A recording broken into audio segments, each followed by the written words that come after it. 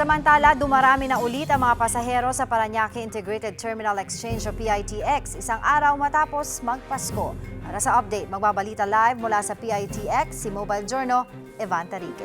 Evan, ipakita mo naman sa amin ang sitwasyon dyan.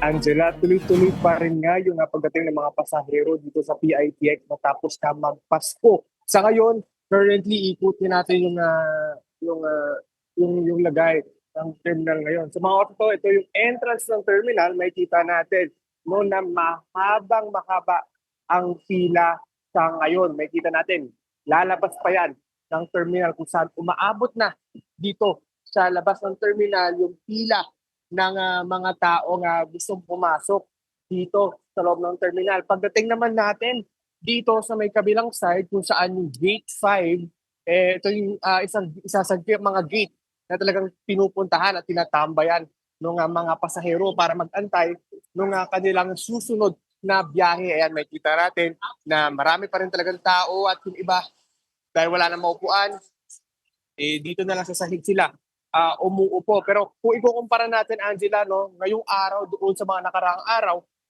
halos parehas lang o mas marami pa yung mga pasahero ngayon, no, dahil nga yung ilan nagpasko dito sa Metro Manila at doon naman sa kanilang mga probinsya nagdidiwang ng bagong taon. Doon naman sa mga inikot nating mga ticket booth, no, nakikita natin mahaba pa rin yung pila doon sa mga ticket booth na papuntang Bicol at kasama na rin kanina yung punta natin yung papuntang Mindoro.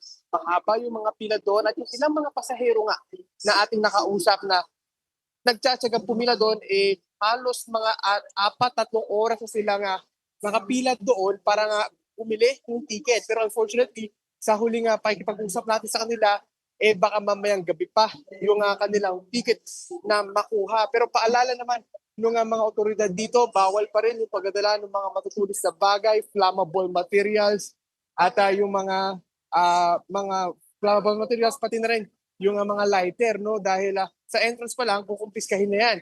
At dagdag pa nila, bawal rin yung pagbibitaw ng bomb jokes dahil nga kanina lang may isang pasaherong hinarang at sinita ng mga otoridad matapos nga mag-bomb joke ito. Pero agad naman din siyang pinaalis dahil nga matapos nga na kumpirmahin na wala naman talagang dalang bomba yung individual na ito. Angela. Maraming salamat, Mobile Journal, Evan Tarique.